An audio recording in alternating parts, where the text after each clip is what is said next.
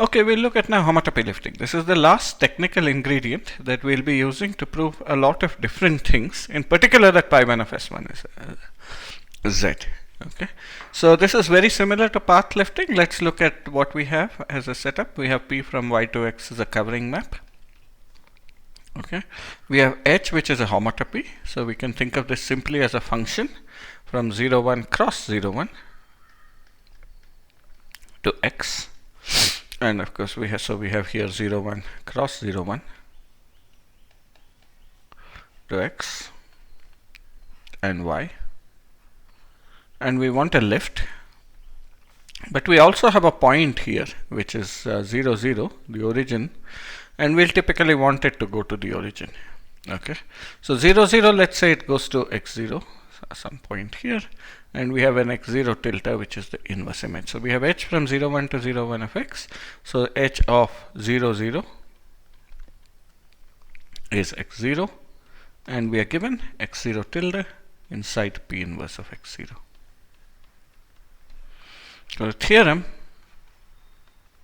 first of all, says, and this is the key harder part, says that there exists a unique h tilde mapping 0, 1 cross 0, 1 to y, such that two things happen. First of all, p composed with h tilde is h, that is that diagram, and h tilde of 0, 0 is the chosen base point x0 tilde. Okay, we need the chosen base point, of course, for uniqueness, but it's also convenient for inductive arguments to choose it, and then we can deal with the choice. Further, however, this homotopy, as we have written it here, is just a map. We want homotopies fixing endpoints. So if h fixes endpoints,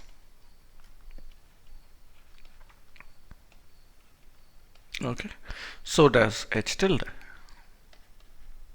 and we'll use this very heavily. Okay, so let's look at this proof in a little more detail than we did with path lifting. It becomes a recap in some sense of the main argument. So first of all, that Lebesgue number argument which I jumped through, let's do it a little more slowly. So here we have proof. So X has an open cover. Let me call them U beta, where beta belongs to some set, I'm not going to specify it, over some collection beta by evenly covered neighborhoods.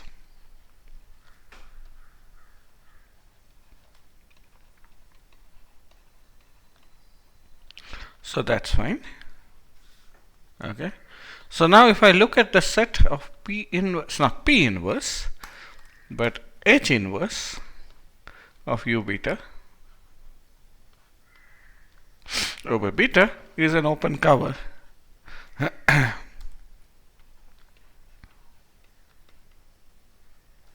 by of 0, 1 cross 0, 1. So the inverse image of an open cover is an open cover. Okay, by definition of a function, it's a cover because every point goes somewhere, and inverse images of open sets and the continuous functions are continuous. So now the Lebesgue number theorem tells us that hence any set D, let's say, with or maybe I'll rephrase that better, hence there exists epsilon greater than 0 such that if let's say, let me call it J because there will be various J's contained in 0, 1 cross 0, 1 has diameter less than diameter of J less than epsilon, then there exists some particular beta, beta naught, such that J, not J, J is the set, J is contained in beta, the set U beta naught. Okay, so what that tells you, that is H of J is contained in, H inverse of U beta naught, that is H of J is contained in U beta naught. So it tells you that the image of small enough sets are evenly covered. This is what we are going to be using.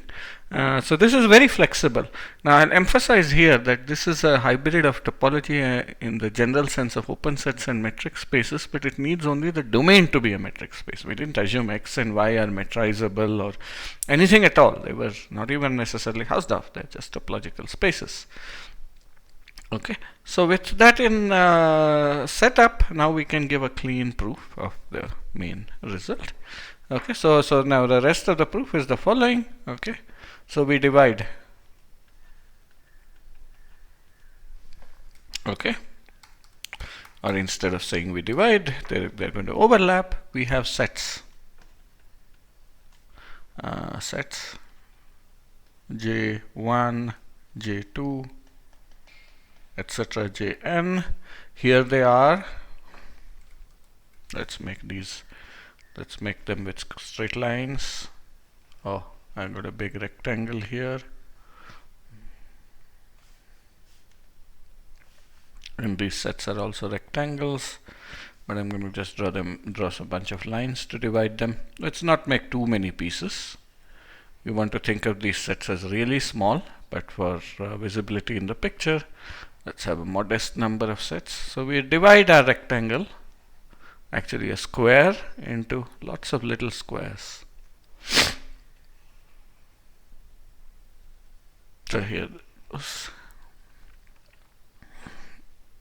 should go all the way. And then after we have divided it into little squares, we are going to order them.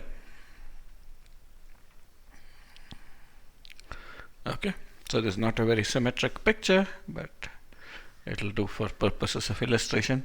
Remember this point here, let me color it in purple. The single point we call J0. It's a single center. Now if I call these J1, J2, J3, J4, J5.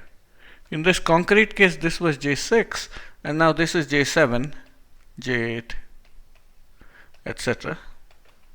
You get the idea. So this is going to be J11, and finally this is there are 6 in a row. Sorry, this is not J11 here, this is the J13. Finally there will be J30 here, I believe. So we have sets which are J1, J2, Jn, such that what is the property that we have? So each Ji is connected, and crucially, if I look at Jk intersection the previous ones, this is what we saw previously, and let's start with 0 to k minus 1 of Jk Ji, this is connected. Again, let's see the picture. In the first case, it's just a single point. In the next cases here, it will be this line, which is the intersection with the previous ones. That's fine, that's connected. When you get to J7, it will instead be the yellow line across here. Oh. Yellow line across here, and so on. And in another case, it will be when you get to actually J30, it would be this line, and this would be the intersection with the previous one. Okay, but it doesn't matter. Or even here you have an intersection. Okay, even when we get to J8, so J7 intersects the previous row, but J8 intersects both J7 here and below. But whatever it is connected. Okay, there are various possibilities for intersection, but the crucial thing is it is connected. Okay, so Jk intersection J minus is connected, and if I broke things into small enough pieces, of course diameter of Ji is less than epsilon for all I. J0 has diameter 0, so that's automatically true. Okay, so by local lifting,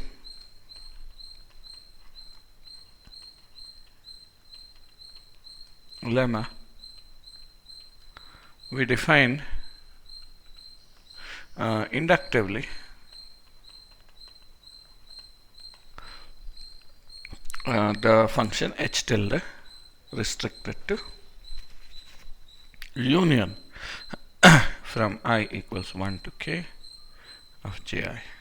Okay, but you see, this is just the union I equals 0 to k minus 1 of ji, on which we assume the function is already defined, and jk. So when I want to define a function on the union of two sets, ji sets these things, if ji is connected, I should add here closed. Okay, they are closed sets, that's important here. Okay, so this guy is a closed set, this guy is a closed set. So how would I define it inductively? So here it's already defined by defining, it's already defined on this guy by, I better say by extending h tilde. Well, I'll be a little bit gross here by writing things very explicitly. If I already have I equals 0 to k minus 1 ji, I already have this restriction. I further restrict this to jk intersection this union I equals 0 to k minus 1 ji, and by extending this to jk. Okay, in case this complicated thing confuses you, what I meant is that, for example, when we want to define it on J7, we already defined it on J1 to J6. I restrict this definition to this yellow part here. Okay, so this guy here is this this intersection. So I already had it defined on the whole bottom row, but I restrict that to this and then extend that to jk. So far I have a separately defined function here and a separately defined function on jk, but they are both closed sets, and we have, it's continuous, and so we have I should correct myself there, and so we have a continuous function on the whole space. Okay, so with that, hopefully these are clear. So done this in some detail. This is a crucial argument. Again, emphasizing all we needed was connectivity with the previous part, so it did not require too much, but nevertheless it's crucial. Okay, so we still have an addendum to go, and that addendum is going to be done. So addendum here, which was the furthermore. Yeah, so suppose now h fixes endpoints.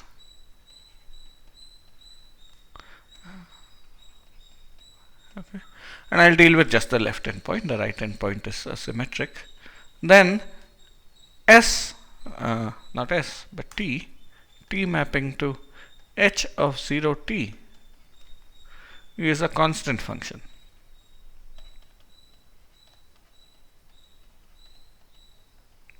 Okay, so in fact this is t maps to whatever we want to call it. Okay, let me not introduce notation. So a lift of this, hence the lift, is a constant function at h tilde of 0, 0 is constant. So I'll emphasize here the constant function is indeed a path. So we are going to be using the uniqueness portion of path lifting. Okay, this is bit of unnecessary trickery in this case. You could do things more directly, except we are going to do this trickery a lot of times. So this was a nice context to warm up. So suppose h fixes endpoints. So here we have a picture. That means that when I restrict to this vertical wall, we have a constant function. Okay, and this is a path. Now the lift of a path is a path, and it is unique. Okay, so namely, so if as soon as I give you a lift, it has to be the lift, and a lift is the constant function. Okay, and hence we have this lift is constant. Okay, hence the lift is constant. Okay, that is t mapping to h tilde of 0t is constant. Why is this? As it is a lift.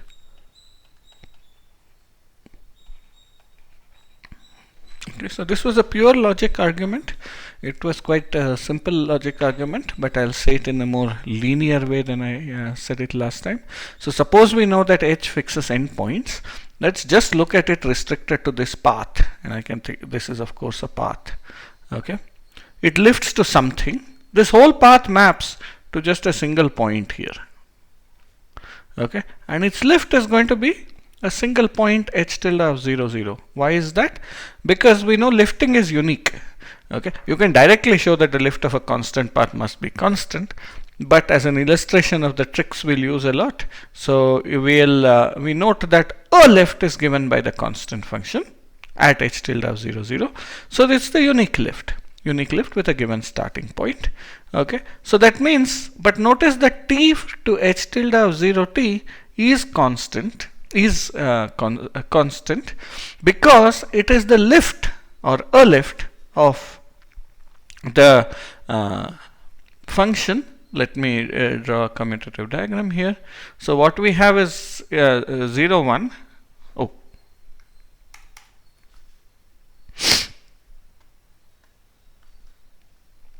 what we have here is 0, 1, and we are mapping to y, and we are mapping to x, but this time we are taking the map t goes to h of 0t, and if I look at the map from here, which is t goes to h tilde of 0t, just because h tilde is a lift, it's a restriction of that commuting map. So this diagram commutes. That tells you that the map up is a lift of this map, but it's unique, and hence it is the given lift. Okay, and so it follows that this is constant. It follows that thus h tilde of x is endpoints. Okay, so far so good. Now we'll end with the last proposition which we'll record here, and that will set us up for proving pi1 of S1 is Z. We proved this already, so I'm not going to repeat the proof. We proved this already. It was 1/2 of a result which we proved for convex sets, and I mentioned that holds always if alpha is homotopic fixing endpoints to beta, then alpha of 0 is going to be beta of 0, and alpha of 1 is going to be beta of 1. Now you might guess why I'm stating this just now, because we're going to show h tilde of x's endpoints. So if h tilde is a homotopy between alpha tilde and beta tilde, we can conclude from that endpoints actually do coincide. Okay, that is the way in which we use this.